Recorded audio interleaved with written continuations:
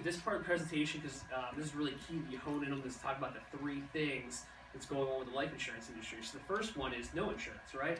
So you can imagine, Prudence, if you have a husband and wife, some kids at home, God forbid, if one of those spouses passes away, where does that leave the family? Devastated, right? Financially devastated. So they'd be in really bad shape. Because you can imagine, let's say you have a husband and wife. Let's say they both make $40,000 a year, and that one of the $40,000 stops coming to the household. Now they have to live on half the income. You know what I mean? And they've got the same amount of bills, right? The other things we're seeing too is that some people may have it through work, which is great. It's cheap or free. You don't have to qualify for it. The downside to it is not enough coverage. It's usually about 1 to 2 times your salary, where experts say you should have somewhere between 7 and 10 times your salary to be properly protected. If you ever leave your employer, you don't take it with you.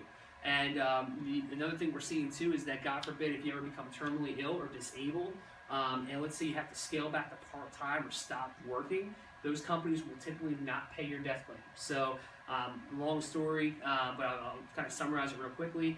There's a story told in Primerica about a guy that worked for the Postal Service. He had $500,000 worth of coverage through work, which is an astronomical amount through work. Typically, work gives you like 1 time your salary. And his wife thought they were good.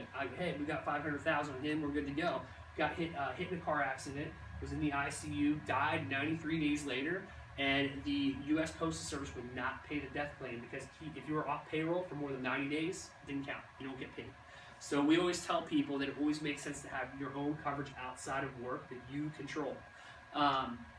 And I always tell people too, having it through work is kind of like a bonus policy. If you get it, great, but don't expect it.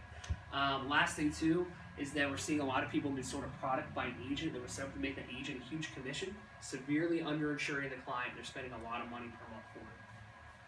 And then the last one here, more than half all